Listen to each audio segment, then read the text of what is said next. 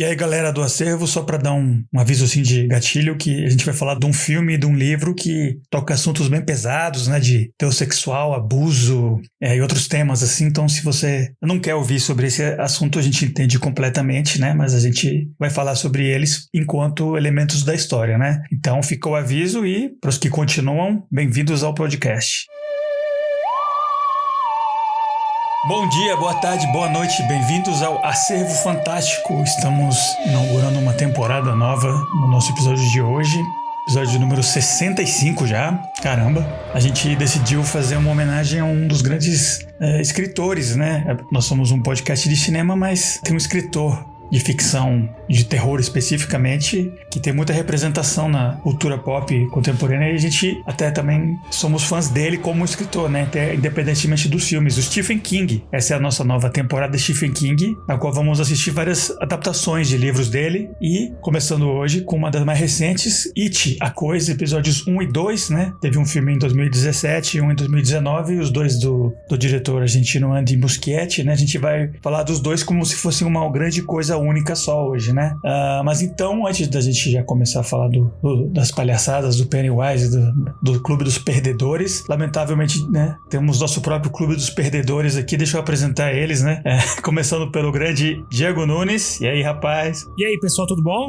Muito empolgado para essa temporada, maravilha. Um dos meus escritores favoritos, adoro Stephen King, li muitos livros dele, vou recomendar bastante. A gente vai começar com o meu livro favorito do Stephen King, It. Para mim é o melhor livro dele. Eu acho impressionante como ele conseguiu manter a atenção e manter o interesse e criar realmente uma narrativa de mais de 1000 páginas, né?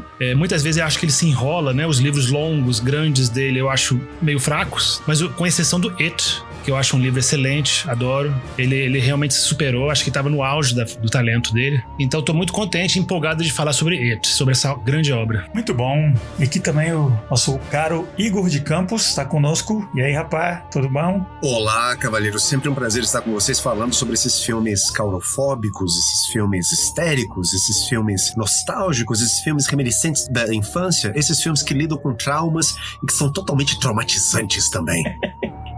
Eu sou o Felipe Sobreiro.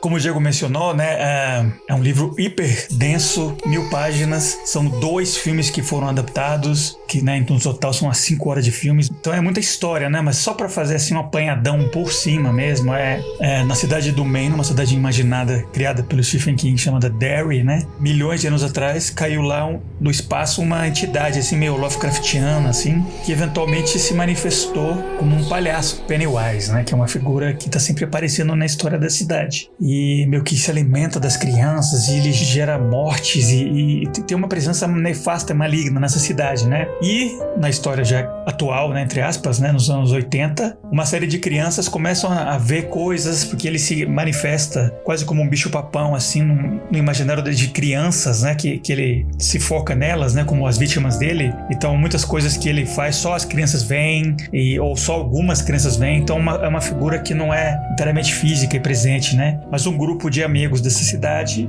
nos anos 80, assim, no finalzinho, eles identificam, né, que todos estão tendo experiências com uma coisa que eles acham que é a mesma, né? E eventualmente eles descobrem que realmente tem alguma coisa lá debaixo da cidade deles, né? E são um grupo de 6 meninos e uma menina, né? Eu acho que no livro e no filme também é muito bem desenvolvido os tipos de cada um, né? Tem o protagonista mais o Bill, que é mais meio que o menino, que é o chefe do grupinho, né? Que é o menino gago. Tem a menina Beverly, tem um piadista, que é o Richie. Tem um que é hipocondríaco, que tem uma mãe que tá sempre em cima dele. Tem outro chamado Ben, que é o menino que é obeso, né? E tem o outro que é o Stanley, que é um menino que é o judeu do grupo, né? Que eles ficam pegando no pé dele e tal. Acho que o hipocondríaco chama Eddie Capsbrack, isso. E aí eles todos têm alguma experiência com essa figura, e eles até descobrem que ele mora debaixo do solo da cidade. Eles vão lá, eles conseguem meio que vencer ele, né? Só que na pesquisa que eles fizeram, né, através do Michael, que inclusive eu não mencionei, que é um menino que faz a pesquisa e tal, essa presença e essa figura desse Pennywise, essa coisa, esse It que eles mencionam, ele tem um ciclo, né? Ele volta sempre a aparecer na história da cidade quando tem assassinatos de crianças crianças perdidas e tal,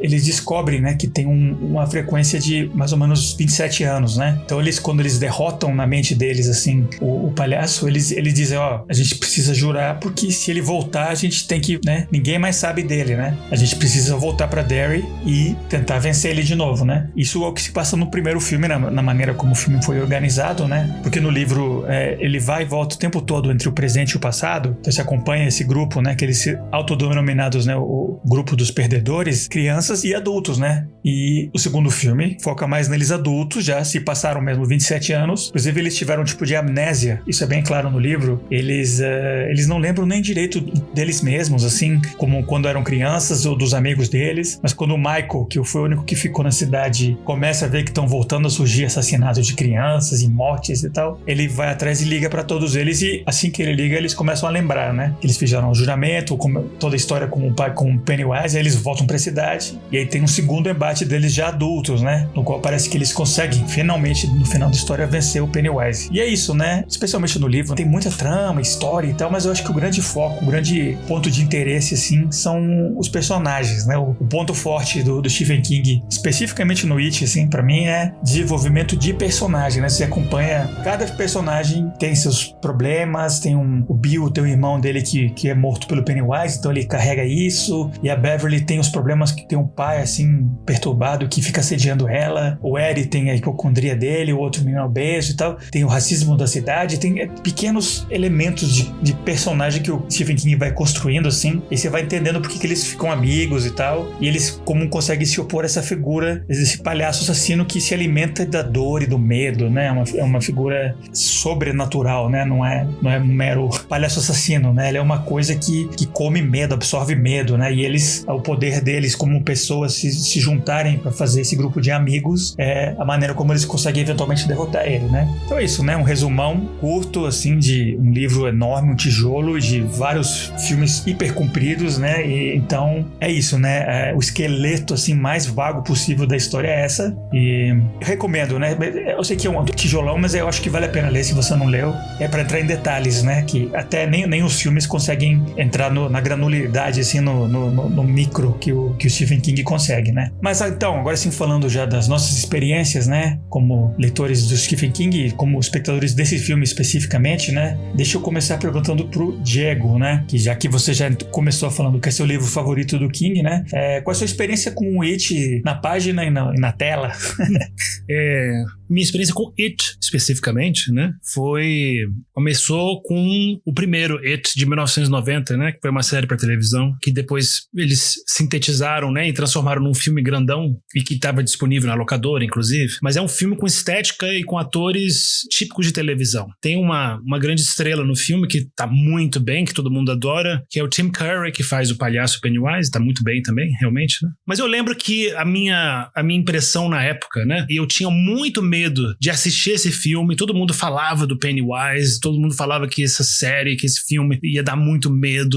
Esse filme tinha uma atmosfera, ele tinha criado uma atmosfera no inconsciente coletivo de que é um filme que dava muito medo em criança. É quase um mito tinha quase um mito ao redor desse filme, pra quem era fã de locador e fã de filmes de horror, que tinha mais ou menos essa idade, né? Eu tinha 10 anos de idade, mais ou menos, né? 11, 12. E eu assisti e eu acho que eu tive a mesma sensação que todo mundo tem quando vê essa primeira versão, né? O final é muito ruim. O filme não dá medo nem metade do que você imagina, assim, é isso, o filme. Primeira cena é muito legal, a cena do bueiro, que tem uma cena muito quase igual no It de agora, que a gente vai falar. Mas depois fica chato e o final é terrível mesmo, é mal feito, é um final horroroso, camp, ruim. Sabe, televisão mesmo, de orçamento baixo. A aranha lá, realmente gigante, é terrível. Então foi uma decepção. Mas na época eu já lia Stephen King, já lia os contos dele, né? O primeiro livro que eu li do Stephen King foi Night Shift, um livro de contos, esqueci o nome em português, que eu amava esse livro, né?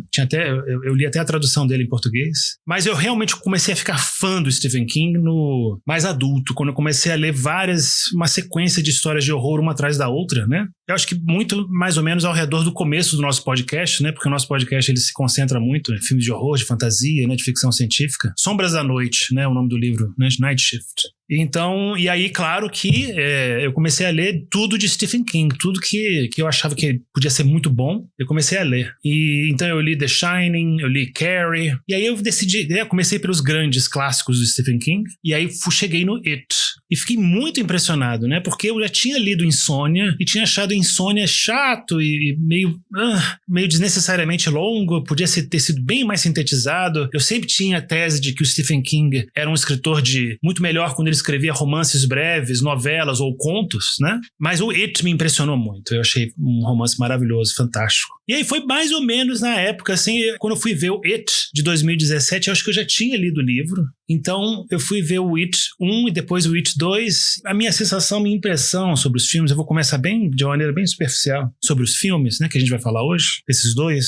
Eu admito que eu gostei do primeiro filme, mas não muito. Não fiquei assim, não acho que é um filmão, mas também não acho que é uma porcaria. Acho que é um bom filme. Eu acho que estabelece bem a relação entre as crianças. Acho que as crianças têm química. Eu acho que os atores infantis são bons, convencem. Eu gostei dos diálogos, gostei do roteiro. Assim, o problema desse primeiro It, e é o que começa a aparecer no primeiro e é bem aparente no segundo, já aponto pra vocês um primeiro problema, assim, que é como o Pennywise se manifesta de uma forma diferente pra cada personagem, porque ele se alimenta de medo. Então, cada pessoa tem medos de coisas muito específicas, coisas muito associadas à sua própria individualidade, à sua história, à sua cultura. Então, ele se manifesta diferente, né? Ele decidiu se manifestar como Pennywise com uma forma, assim, principal da identidade dele, do monstro, mas ele aparece, se manifesta e cria situações de pesadelo, né? E situações de delírio e de alucinação diferentes para cada criança, né? E aí, por causa disso, o diretor e o roteiro, ele mostra cada situação diferente para cada criança. Então, agora é a vez da Beverly. Então, depois agora é a vez do Eddie. Agora é a vez do Stanley. E aí fica parecendo, dá uma impressão de que você tá num trem fantasma. Agora é a vez dele, agora é a vez daquele. E a técnica que ele usa para dar medo é uma técnica meio clichê já e realmente meio fraca nesse sentido, né? Porque ele cria lá o monstro, né? Ele recria a situação de medo que a criança tem. Normalmente envolve uma figura monstruosa, né? E essas figuras às vezes são digitalizadas, são meio digitais demais, são meio mentirosas demais. E aí sempre tem uma técnica que ele usa que a criatura tá meio torta, meio parada. E aí de uma hora pra outra começa a se mover muito rápido e correr atrás da criança. Aí a criança começa a gritar e foge, e aí abre a porta e fecha a porta e pronto, aí acaba. A porta é mágica, né? Em filme de terror. Fechou a porta e aí o fantasma para. Aí a situação acaba. Ou então entra aqui algum outro personagem e aí pronto, aí a alucinação termina. E isso cansa um pouco. Isso não é muito eficaz, eficiente, ainda mais pra gente, uma plateia que assiste milhões de filmes de terror, adora o gênero e também lê livros de terror. Isso cansa, né? Pra mim, o ponto forte do filme, além do que o Felipe falou, da construção dos personagens infantis, do primeiro filme, né? É as situações de medo real, da realidade de cada personagem, muito mais apavorantes do que as situações que o Pennywise recria. Então, pra mim, o conflito entre a Beverly e o pai dela, o conflito entre o Ed e a mãe dele, o conflito entre o Bill e a família dele ausente e a culpa que ele sente, sabe? Isso é muito mais apavorante, isso é muito mais aterrorizante, né? E o Pennywise, ele só tenta refletir isso, né? Ele usa isso, né? Mas, e essa parte eu gostei, essa parte dá pra discutir bastante, assim. Eu gostei bastante. E aí no segundo filme, é bem mais trem fantasma. Então realmente o segundo filme é muito mais fraco, é muito mais, ele peca mais. E os atores parece que não estão tão comprometidos, né? E talvez só o Bill Hader, que eu acho boa a interpretação dele. Realmente não tem como falar que o segundo filme, sabe, é um filme realmente mais enfraquecido, talvez feito às pressas, meio por obrigação, porque tem que terminar, tem que finalizar, infelizmente.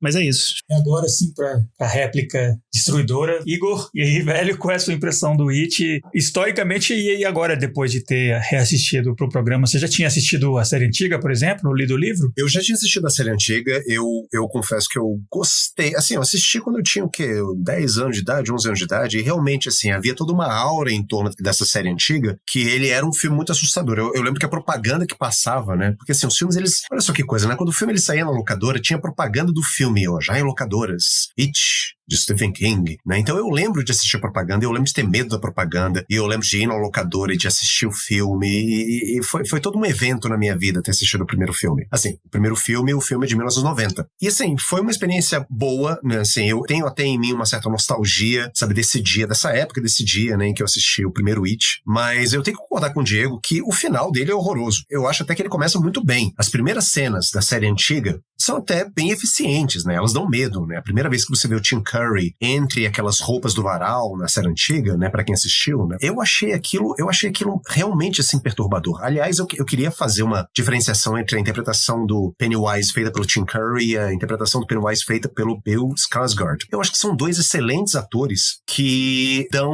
um toque muito pessoal, interpretações muito pessoais, muito únicas para um mesmo personagem. Eu acho isso muito rico. Eu acho que vale a pena você assistir esses dois filmes para você ver a versão do Tim Curry e a versão do Bill Skarsgård. Na versão do Tim Curry, o Pennywise tem umas nuances de predador sexual. Você vê que existe algum gozo lá, assim, um gozo literalmente sexual naquelas coisas que ele faz com as crianças. Que isso já não está muito presente na interpretação do Bill Skarsgård. O Pennywise do Bill Skarsgård parece muito mais uma pessoa atormentada por problemas mentais seríssimos do que exatamente um abusador ou um predador sexual, um estuprador ou alguém assim. Não parece que ele tem um gozo libidinoso ao ir atrás das crianças, ao medo atrás das crianças. Mas há um gozo ali, com certeza. Mas, não sei, assim, o Bill Skarsgård parece muito mais atormentado do que exatamente frio e calculista, né, como o Tim Curry parece. Bom, dito isso, eu concordo plenamente com o Diego, assim, eu acho o final do primeiro ridículo. Eu tinha grandes expectativas para essa nova versão do It. Assisti o primeiro filme, o Chapter 1, né, capítulo 1. Achei ele regular,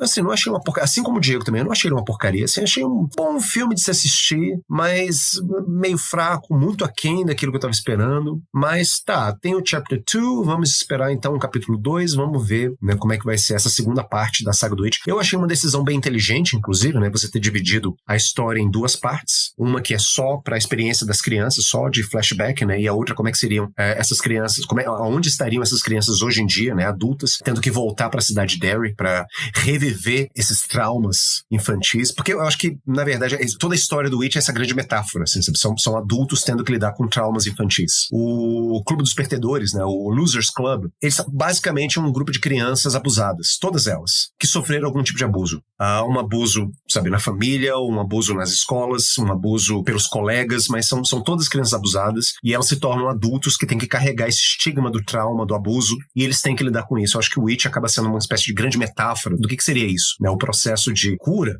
né? Assim, ou de superação, né? Não cura, né? Porque cura é uma palavra errada para se falar sobre trauma, né? Mas processo de superação de traumas. Eu acho o segundo filme absolutamente, absurdamente horroroso. Não quero ofender aquelas pessoas que gostaram desse filme, mas assim, eu acho que é uma das piores coisas que eu já assisti na minha vida, o segundo filme. Eu acho que ele encarna praticamente tudo que existe de errado e ruim hoje no cinema de horror, né? Que é uma grande produção de milhões de dólares, com um grandíssimo elenco, grandes nomes, né? Jessica Chastain, Bill Hader, James McAvoy. Tinha tudo pra dar certo, efeitos especiais de ponta, e o filme ele falha miseravelmente a partir da primeira cena. E ele tem 2 horas e 40 de tortura. Realmente, assim, é um filme muito ruim, ele é mal feito, ele é mal escrito, ele é mal atuado, ele é mal dirigido, ele tem uma estética meio Michael Bay, meio Marvel, no sentido em que todo momento parece que tem que ser um grande momento. Eu lembro que tem uma cena em que os personagens eles estão saindo de um carro e eles estão entrando numa casa. É simplesmente isso. Eles têm que sair do carro e eles têm que entrar na casa. Uma cena absolutamente trivial, com um interesse unicamente narrativo, que é o de situar, né, geograficamente aonde que estão os personagens e o que eles estão fazendo. E eu lembro que nesse translado, sabe, entre o carro e a casa, a câmera, ela faz um loop e a música, ela sobe como se fosse, assim, um grande momento, um momento de muita tensão no filme. Sendo que não tem absolutamente nada lá. Eles só estão saindo do carro e estão entrando na casa. Então, assim, isso, depois de 2 horas e 40, isso deixa o espectador cansado, como eu fiquei, extremamente cansado, e confuso, porque você já não sabe mais o que é um grande momento, o que é um momento importante, que momento que eu tenho que prestar atenção e que momento é simplesmente um momento narrativo trivial em que ele tá contando a história. Você não sabe mais, porque tudo parece um negócio muito grandiloquente e piadas o tempo todo. Quando eu falo estética Marvel, eu fico pensando nisso, assim, sabe? O tempo todo tem que ser pontuado por uma piadinha, por uma frase de efeito, por um comentário meio pós-moderno, pseudo-irônico, né? Pra denotar que, olha, nós somos... Eu estou muito autoconsciente de que isso é um filme de horror. Eu achei horroroso, eu achei tudo isso horroroso, sabe? sabe? E os atores, eles pagam mico, desculpe James McAvoy, mas você paga mico, você é um grande ator, gosto muito de você, é um homem muito bonito, mas tá horrível aquela cena em que ele pega aquele menino nos ombros, aquele coitado daquele menino lá de bicicleta, que depois ele vai tentar salvar naquele parque de diversões, e ele fala, me prometa que você não vai no parque de diversões. Eu achei, não, nossa, que mico, isso é mico, é horrível essa cena, todos os atores estão péssimos. Fotografia não funciona, a trilha sonora é cansativa. Então, assim, tá aí minha impressão do It Chapter 2. Se você gostou desse filme, procure seu terapeuta, reveja o que você tá fazendo na sua vida. Tô brincando, gente. Falei que não queria ofender ninguém, mas assim, né? Nada contra. Mas eu achei realmente muito ruim o It Chapter 2. Eu acho que ele realmente, assim, é a indústria cinematográfica querendo se alimentar da nostalgia das pessoas, porque todo mundo conhece o filme do Tim Curry. E todo mundo conhece também o romance de Stephen King, né? Então vamos capitalizar com isso agora, né? Vamos fazer uma grande produção, chamar a atenção de todo mundo, colocar grandes atores pra ganhar dinheiro em cima disso. Mas pra mim, esses dois filmes são caça-níqueis, né? O primeiro talvez não tanto, mas esse segundo pra mim é totalmente caça-níqueis, né? Querendo capitalizar em cima da minha nostalgia, porque eu assisti It quando eu era pequeno. E, ao contrário de vocês, eu não li o livro ainda, né? Mas pretendo algum dia ler o livro. Mas, ainda assim, tem que dizer, nesse universo de Derry, que pra mim é uma espécie de espelho do anti-sonho americano, do pesadelo americano, disfarçado, né, de sonho americano, porque uma cidadezinha suburbana, pacata, com pessoas tranquilas, ou pelo menos aparentemente tranquilas, mas que ela esconde segredos terríveis. E você tem, né, por trás das paredes, abuso e bullying e racismo, várias coisas terríveis acontecendo,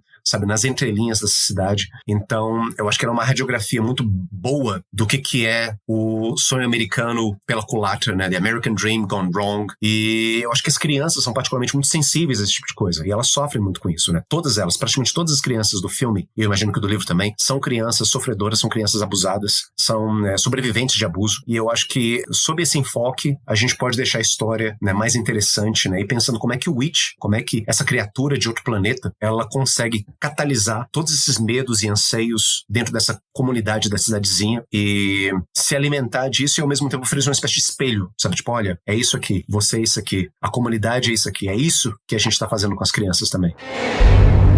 Falando então já desse assunto, né, você falou, o grande tema, né, desse filme é violência contra as crianças, especificamente, né, que tem vítimas de todas as idades, né, e tal, no livro e nos filmes, mas é especificamente esse elemento de violência contra a criança. E é uma coisa que fica bem sublinhada no livro, que a influência do Pennywise, dessa entidade, não é apenas como um bicho-papão lá que vai, ataca a criança e vai embora.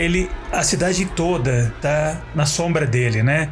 Eu terminei de ler o livro agora essa semana. Tem uma hora lá que eles falam, né, que Pennywise é Derry. Derry é It, né? Derry, a cidade toda é ele, né? Então é algo que é apontado, eu acho que nos filmes e no livro, inclusive nessa nova minissérie que tá começando agora, quando a gente tá gravando, eles apertam nessa tecla, que é um dos temas do livro, que eu queria até falar, que essa violência toda, ela só existe porque tem um nível de indiferença, né? Que é alimentada, talvez, pelo Pennywise, mas que é isso, né? Que pra manter essa fachada do sonho americano e tal, da vida pacata, do interior e tal, no qual tem, sei lá, estupro, tem suicídio, tem tudo, que todos os males que teriam hoje em dia, inclusive, tem um nível de indiferença, uma fachada que o mundo adulto coloca, né, que em vez de proteger as crianças, né, ajudar quem tá sendo, que tem uma mãe lá que obriga o menino a tomar remédio sem necessidade, ou o pai lá que fica assediando a filha, ou os pais que são indiferentes com o menino cujo irmão morreu em um acidente, o que move mais eles é a indiferença, né, não é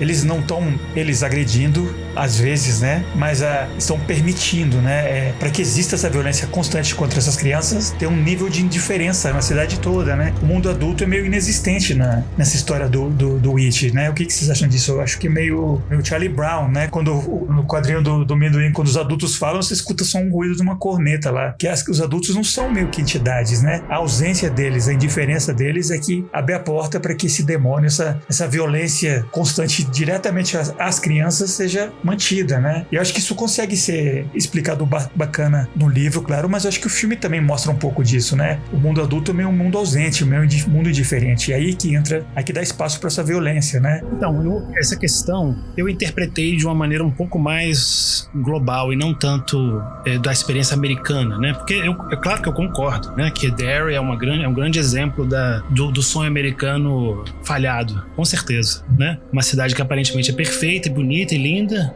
mas que tem também esconde várias coisas, vários podres, muitos esqueletos no armário. Mas eu acho que eu interpreto essa indiferença, né, de uma maneira mais global, porque as coisas difíceis, né, que a gente passa na vida, né, os medos que a gente tem, criança e adulto, de fato o mundo é meio indiferente a isso, né? Eu acho que isso reflete um pouco esse aspecto da nossa experiência com relação ao mundo, porque a gente fica realmente impressionado assim, pô, eu tô passando uma dificuldade, tá foda a vida e não tem ninguém ali pra me ajudar, não tem ninguém se ver que eu tô sofrendo, ninguém tá me vendo aqui. Eu pensei mais nesse sentido. E a criança é especialmente indefesa com relação a isso. Eu acho que por isso que o primeiro filme, né, o de 2017, né, o capítulo 1, ele tem essa grande qualidade. Quem que protege a gente sabe, quem que realmente tem que olhar pra nós quando a gente é criança, primeiro são os pais, depois os seus próprios amigos. Então, é só eles que vão realmente olhar pra você e não ser indiferente e se solidarizar e ter empatia com você. E o filme é fantástico porque ele inverte isso, né? As pessoas de quem você mais precisa são as pessoas que te dão mais medo. Então, eu acho o fato das crianças, tanto no livro quanto nos filmes, terem que batalhar, o trauma, ele se origina dos pais, né? Os pais criam esse trauma nas crianças, né? A pessoa que você espera que vai te proteger é a pessoa que te ataca. E isso realmente é a criação do trauma, porque o trauma é uma coisa que acontece com você que você, quando é criança, não entende. Você não consegue simbolizar aquilo, você não consegue interpretar aquilo, que aquilo é tão fora da realidade, tão fora das suas expectativas, que isso vai para um lugar inconsciente lá da sua mente e vai te afetar o resto da vida. E te marca e grava lá no seu cérebro, porque é algo incompreensível na hora. Então, por isso que eu falei que no início que as cenas que realmente tensas, que dão medo mesmo, são especialmente as cenas da Beverly com o pai dela. Porque exatamente, o pai dela não chega a ser o abusador completo, né? Ele não abusa de fato dela, mas ele abusa mesmo assim, né? É um abuso psicológico terrível, é um abuso terrível que ele faz com ela. Ela é apavorada, ela tem muito, muito medo do pai dela. Então, a criança que tem medo dos pais, ela de fato, ela vai crescer e vai ser realmente uma coisa super complicada de superar, né? Depois eu vou falar do que eu mais gostei do segundo filme, que tem a ver com isso também. Só pra vocês saberem, assim, eu acho que não tem problema falar isso, né? Teve uma vez que eu perguntei pro Vinícius, né, o que ele tinha mais medo, assim. Eu recebi uma resposta absolutamente impressionante com relação a isso, que tem tudo a ver com o filme, né? Ele ficou pensando assim, ele falou que o maior medo dele era de que eu ficasse doido, maluco, e ficasse contra ele. Então, Caralho, tipo Iluminado, outro filme do Stephen King, né?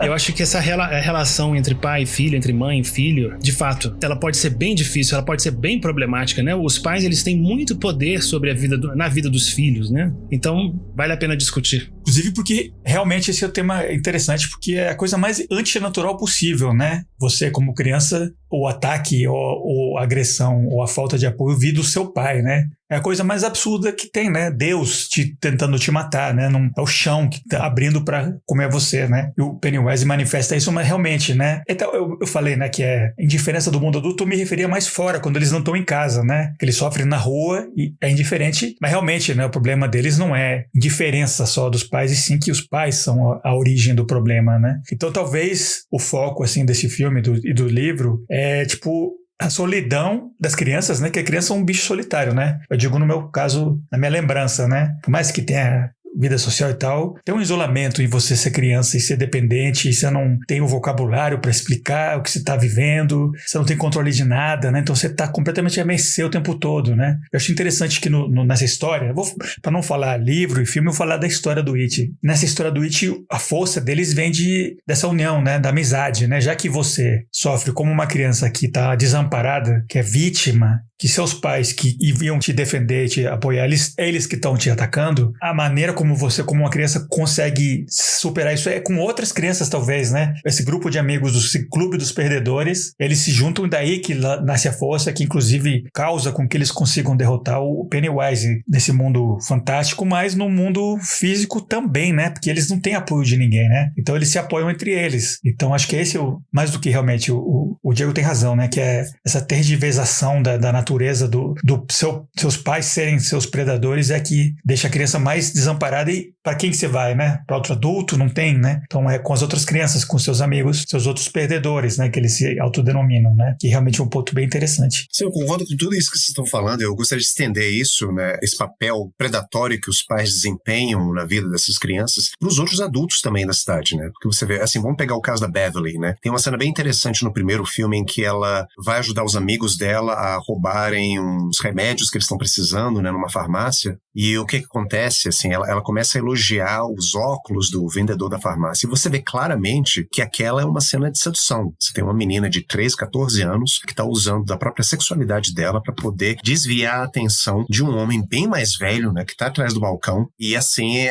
efetivar esse furto, né? Que está acontecendo na farmácia. Então, assim, não é simplesmente o pai da Beverly que sexualiza ela, mas são as outras pessoas, são os outros adultos, né? O cara da farmácia, né? Que deu uma menina de 14 anos e ele não consegue esconder o próprio desejo dele. Então tem um elemento pedofílico aí que é praticamente onipresente na cidade, nos homens da cidade, que é altamente perturbador. Você para pensar que, de fato, né? Como vocês mesmos apontaram, esses crimes acontecem a cada 27 anos na cidade. Mas parece que ninguém nota. Parece que as únicas pessoas que se importam com isso são justamente as crianças, né? São as únicas pessoas que percebem a gravidade disso, que estabelecem isso como um padrão. Nossa, a cada 27 anos tem alguma coisa que surge do nada, sabe? Assassina várias crianças, depois vai embora e depois volta. Os adultos não estão muito preocupados com isso, né? Mas as crianças notam, né, essa presença. E falando especificamente assim, dos medos individuais dos personagens, é engraçado como ver que existe uma ansiedade muito grande na Beverly a respeito da própria sexualidade dela. Quando ela vai pra farmácia, justamente nessa cena da farmácia, o que ela foi comprar na farmácia? Ela foi comprar absorvente. E você vê que ela tá muito tensa comprando esses absorventes. E ela chega em casa, o pai dela já pergunta o que você tem aí, e ela não, tem coisas minhas. Ou seja, ela não quer falar pro pai que ela menstruou. Ou seja, ela já está se tornando uma mulher. Ela já está em idade sexual. Então a ideia de que ela está, usar uma metáfora assim, bem brega, né, assim, blooming, né, ela está florescendo, né, sexualmente, né, isso causa uma ansiedade muito grande, porque isso, o fato dela ser criança ainda pode significar algum impedimento para essa predação dos homens. A partir do momento que ela deixa de ser criança, pronto. Parece que as porteiras do inferno se abriram. Queria só adicionar isso que vocês estão falando, que no caso, especialmente de todas as crianças, mas mais, né, da Beverly, que eu acho que o problema mais pesado dentre as crianças, né, e também o do Eddie, do menino hipocondríaco, é que tem uma máscara de preocupação dos pais, né? O pai da Beverly é obcecado com a virgindade dela, com ela. O que você está fazendo com essas crianças lá naquela moita lá? Você está sendo seduzida, você está seduzindo você. É uma preocupação predatória, né? Que tampa o próprio parafilia dele, né? E no caso da mãe do Eric também. É uma obsessão com que ele está doente, com que ele vai morrer, que ele não pode ficar doente e ter uma corrupção do mundo, né? Então você destrói seu filho para tentar impedir que o seu filho seja destruído, né? Pelo menos em algum nível, né, desses dois pais especificamente, né? Eu acho interessante como isso é representado, né? Isso a gente pode ir além, mais além ainda na história, né, do It, porque parece que existe um esforço quase sobrenatural de toda a cidade para sexualizar a Beverly, né? Lembrando também que na escola ela é conhecida como a slut, né? Como a vadia que já ficou com um monte de meninos. Então, tudo conspira para convencer a Beverly de que ela já é uma mulher adulta, já é sexualizada com 12, 13 anos, né? Tudo conspira para construir, para aumentar e ampliar e acumular esse pavor que ela tem da sexualidade precoce, né? Do abuso sexual, do próprio pai. E a mesma coisa do Eddie, né? Tudo que a ameaça ao redor do Eddie é feita para convencê-lo de que ele é um menino doente. Então, não só a mãe, né, mas todas as aparições, as manifestações do Pennywise atacam essa questão dele. Você é doente, você é doente, você é doente. A Beverly você é mulher, você já é mulher, você já é mulher.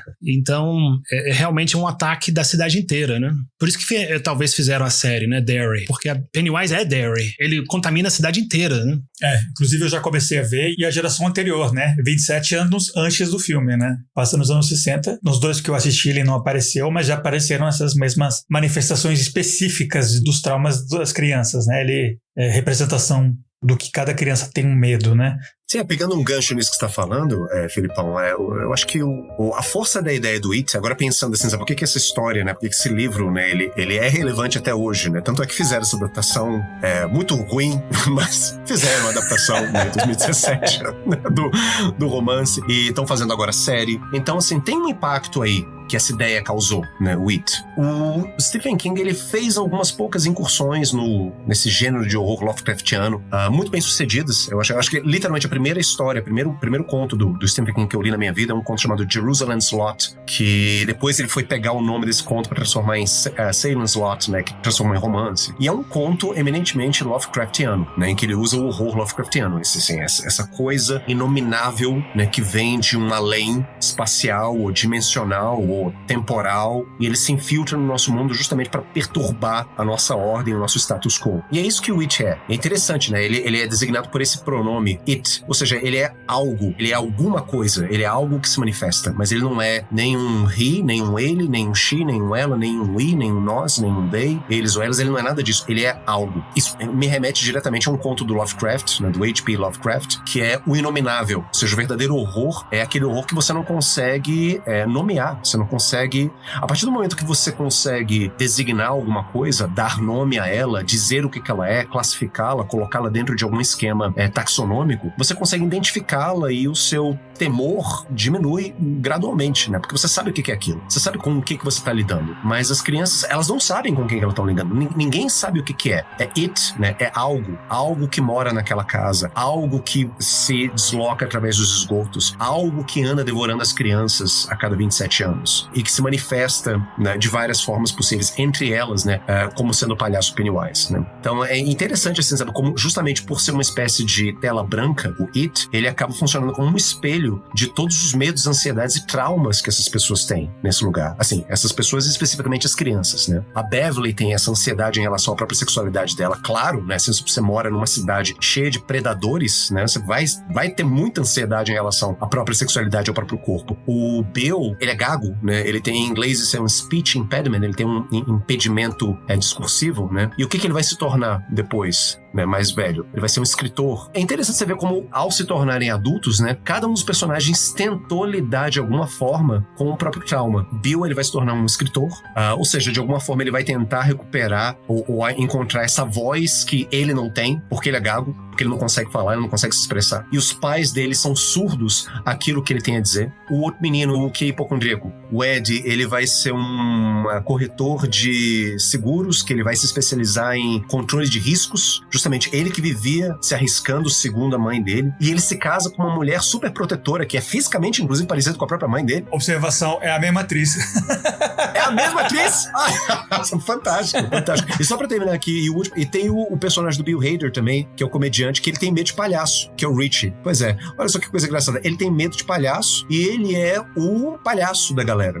Ou seja, o palhaço, no final das contas, é um próprio espelho daquilo que ele é, e ele tem medo de se olhar no espelho, tem medo de me ver como palhaço. E o que ele vai ser quando ele crescer? Ele vai ser stand-up comedian. Péssimo stand-up comedian. Tem que dizer que é a única vez em que o Bill Hader não me fez rir em nenhum momento no filme. É engraçado, é interessante ver isso, né? Esse aspecto da história é bacana de se notar. Antes de passar pro Diego, eu quero fazer uma intervenção aqui. Se você acha que o Richie não tem graça nos filmes, não leia o livro, porque o Stephen King fazendo comédia é uma das coisas mais horrorosas que você vai ler na sua vida, velho. É muito, muito ruim no livro. Eu adorei o Bill Hader no filme, porque eu achei que eles melhoraram assim 1.000.000% o personagem, quanto as piadas que ele fala, que claro que não é igual o que o próprio Bill Hader faz como comediante, é alguém que escreveu e ele representou. Mas ele é muito ruim no livro, só vou dizer isso.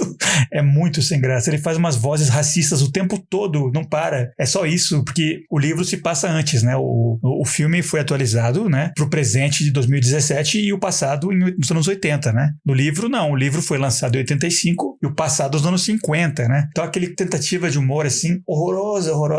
Então, eu li o livro, depois quando eu revi o filme, eu falei, nossa, eles deram um upgrade, assim, engraçadíssimo, tá, esse personagem agora. Se você achou, então, Igor, se prepare mentalmente pro livro, só vou dizer isso. Então, eu queria fazer uma réplica sobre o que o Igor falou, que eu acho que eu vou confessar que é a única parte que eu realmente gostei do capítulo 2. Eu acho que o capítulo 2 tem uma coisa boa que se salva, que eu acho muito interessante, que é o seguinte. O Igor falou, né? São crianças que foram abusadas e que incorporaram esse trauma do abuso. E aí, elas adultas, no segundo filme, é como elas trabalham esse trauma, né? Como é que elas vão, né, lidar com isso. Então, elas voltam pra Derry pra lidar meio que metafórica e literalmente com o seu medo infantil, na cidade onde você cresceu. E eu gosto gosto da maneira que termina o filme. Eu gostei muito como eles saíram um pouco da obra do Stephen King, que de fato no livro também tem a aranha. Eu gosto muito da cena finalzinha, né, quando eles estão diminuindo o Pennywise, diminuindo de tamanho, diminuindo. Eu gosto, Igor não vai concordar comigo, mas eu gosto, acho legal essa cena, porque eu acho que grande parte do nosso amadurecimento, grande parte do trabalho que se faz em terapia, por exemplo, é você fazer duas coisas com seus medos infantis. É você reconhecer que eles existem, você parar de fingir que eles não existem, dar um lugar para eles e ver qual o tamanho que eles podem ter, que eles podem causar na sua vida. Eu acho que a gente tem esse poder de diminuir ou aumentar seus medos, ou sua raiva, sua frustração. Então, no momento que eles percebem que juntos eles podem diminuir, eles podem dar um lugar pequeno para aquele trauma, pro inominável, não precisa ser enorme. Você vai viver com aquilo para sempre, não tem como aquilo desaparecer, mas você pode dar um lugar pequenininho para ele. Você pode tornar ele até meio ridículo. Então, isso eu achei muito bom, se não falar brilhante.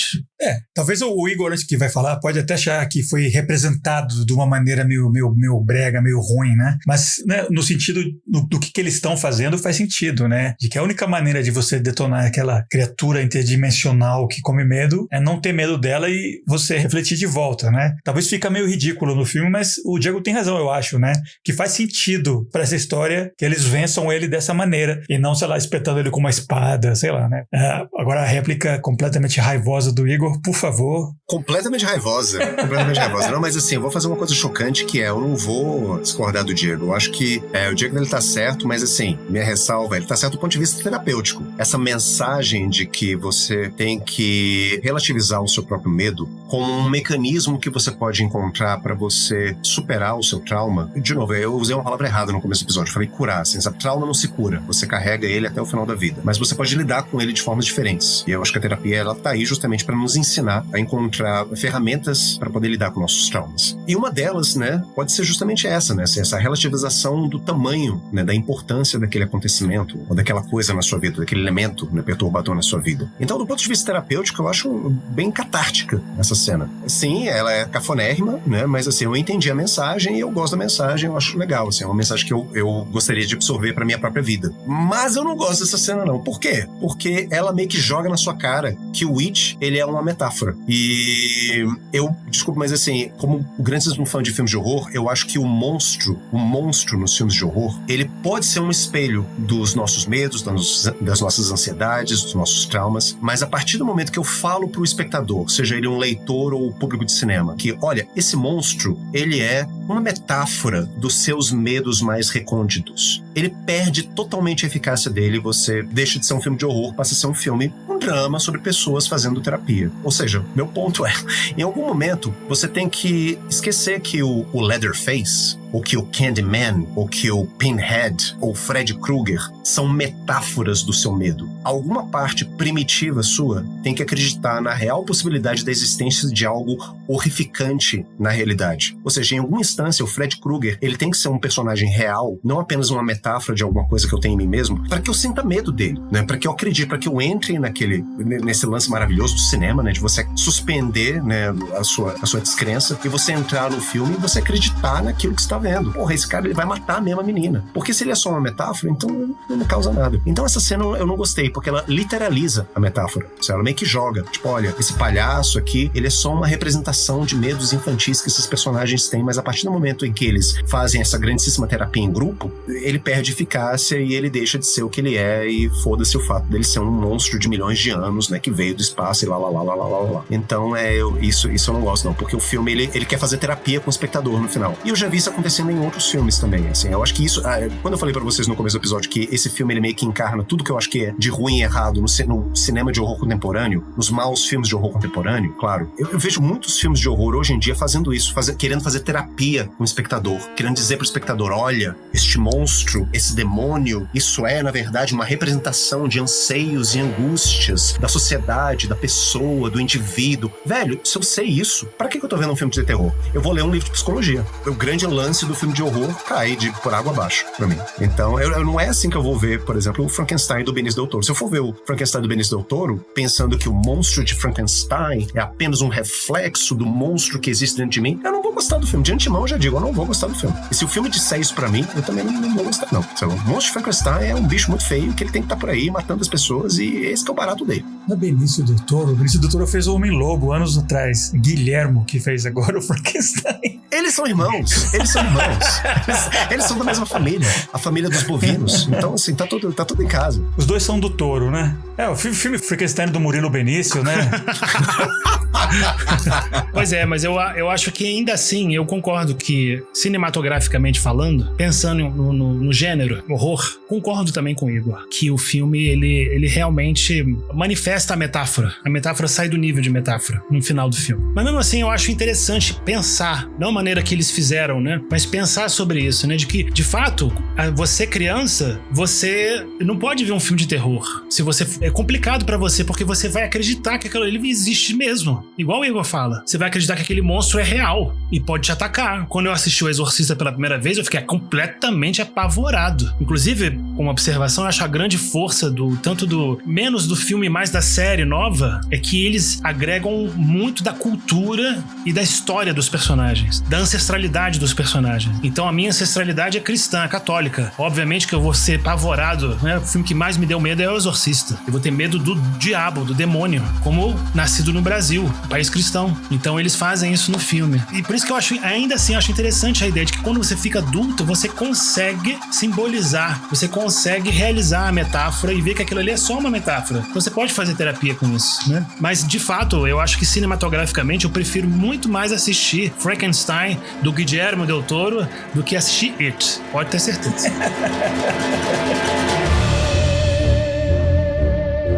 Então, pessoal, a gente, né, tem que escolher um ponto pra parar, porque, sabe, é uma enciclopédia, o livro, o filme são, tipo, O Senhor dos Anéis, assim, são 12 horas de filme, sei lá. Então a gente tem que selecionar o que a gente vai falar. Eu já acho que a gente tocou, assim, os pontos importantes do filme, da história, do livro. Mesmo assim, com essa divergência de opiniões, né, eu acho que, pelo menos o livro eu recomendo, né, pra todo mundo. Separe um tempo, passe meses lendo se for o caso, mas vá devagarzinho, porque talvez é o ápice do que o Stephen King escreveu. Não é o meu favorito pessoal, né, mas eu acho que se você vai selecionar um grande livro dele, talvez seja esse, né? E eu acho que os filmes não são tão ruins, acho que é a melhor maneira possível que eles fizeram para adaptar essa história. Se você compara aquela minissérie dos anos 90, não fizeram as melhores decisões. Eu acho que eles decidiram coisas melhores agora, mas mesmo assim não é perfeito. Você pode acabar odiando como o Igor, mas eu acho que, principalmente o livro, eu recomendo, né? Mas então, antes de a gente falar do que vem aí pela frente, o próximo episódio, eu queria perguntar pra vocês dois qual é a dica da semana.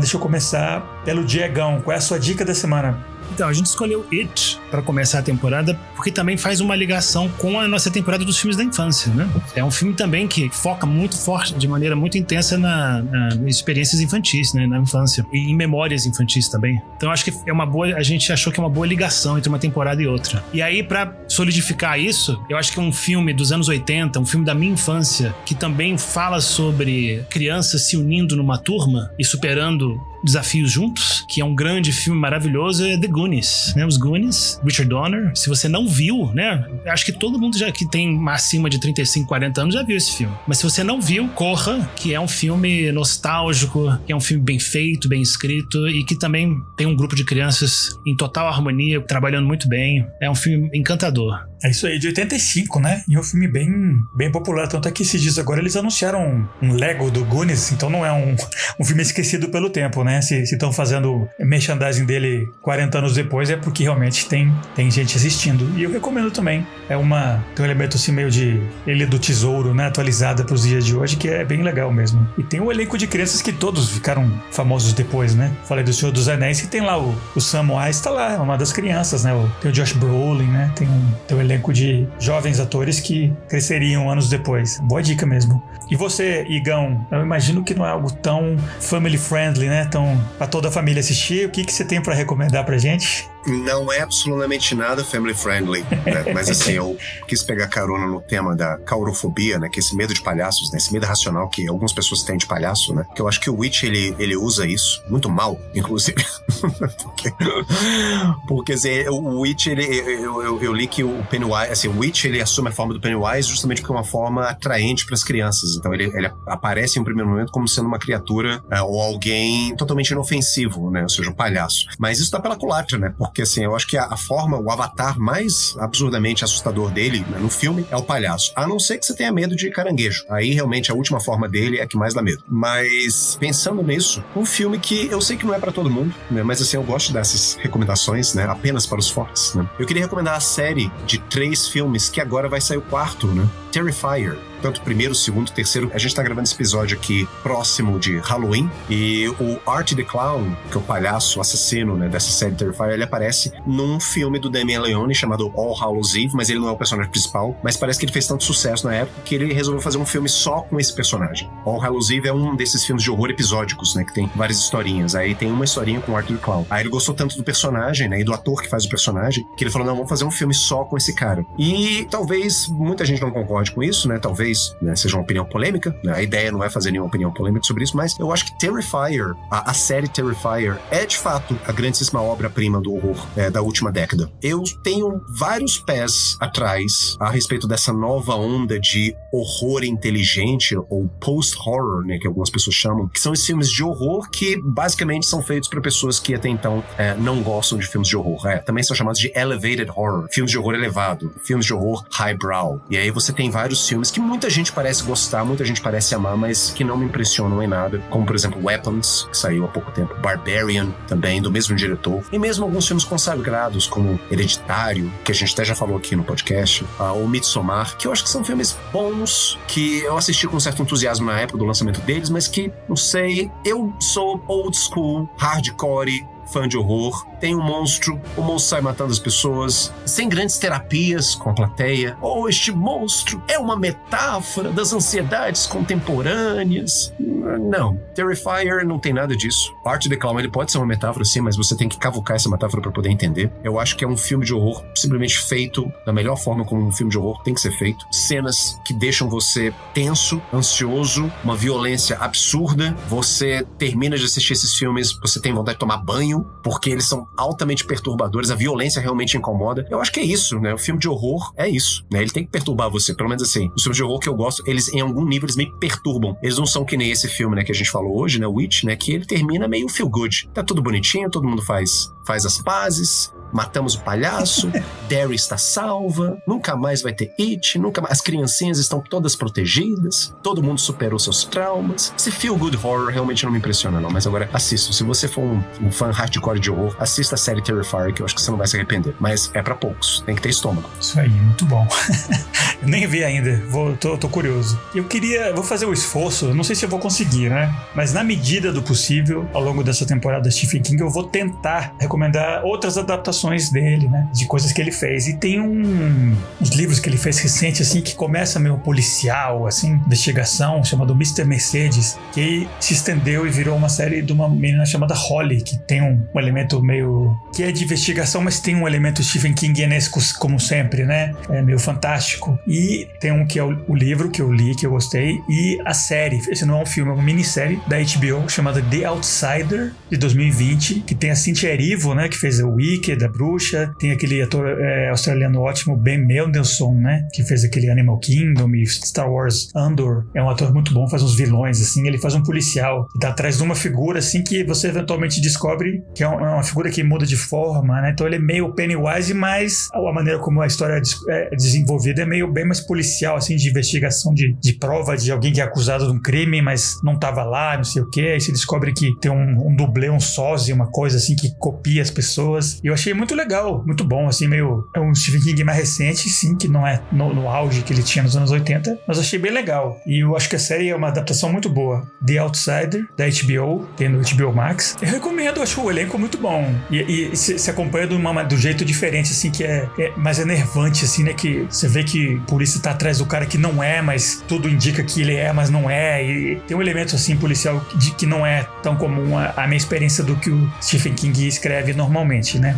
Então é isso, galera, nossas dicas de hoje. E agora, para anunciar agora sim o próximo episódio, a gente vai pular um pouco pro presente, assim. 2025 é um ano que é bem rico para fãs do Stephen King, que lançaram vários filmes adaptando coisa dele, inclusive dessa primeira fase da carreira dele, na qual ele usava um pseudônimo, né, Richard Bachman, que descrevia uns assuntos assim um pouco mais negativos e pessimistas, né, antes dele aparecer mesmo no cenário com Carrie, né? Ele tinha esse pseudônimo que ele desenvolveu uma série de livros assim um pouco menos, mas final infeliz, né, a diferença do It. E esse ano fizeram uma adaptação muito boa numa história curta dele, que era considerada meio que inadaptável, né? Porque não tem, cinematograficamente falando, né, um bando de gente caminhando o tempo todo, né? Um filme chamado A Longa Marcha, que tem o Cooper Hoffman como principal. Eu vi no cinema, achei muito legal. Eu acho que é uma adaptação que tem tudo a ver com os dias de hoje, que tem tudo a ver com uma época com qual o livro foi escrito também, pós-Vietnã. Eu achei muito bem o elenco, assim, incrível. E realmente, né, é um bando de gente andando o filme todo. É isso o filme. Mas eu acho que é muito bom.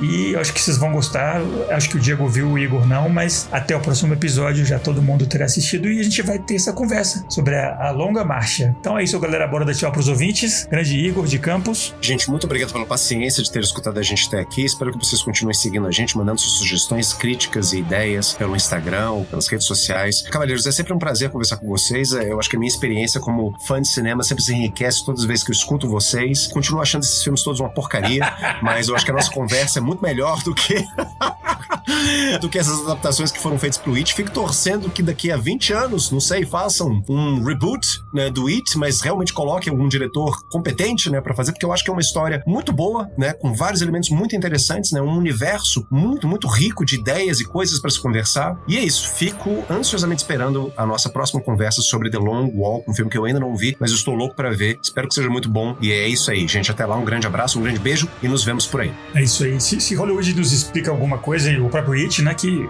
daqui a 27 anos deve rolar, né? O Pennywise volta sobre outros olhos, outros atores. E você, Diegão, bora dar tchau pros ouvintes? Um abraço a todos, muito empolgado pro próximo episódio, como sempre. Também adorei a nossa discussão, acho que é até mais rica quando a gente discorda, né? Quando a gente rebate. Eu achei muito legal. Também enriqueceu a minha experiência sobre o filme, sobre o livro, sobre a história. E eu achei esse filme talvez o melhor filme que eu vi esse ano, The Long Walk, né? A Longa Marcha. Amei demais, adorei esse filme, tô muito empolgado pra ver. Um abraço pra todo mundo. Perfeito. Então é isso aí, galera. Esperamos vocês daqui a 2 semanas. Falou!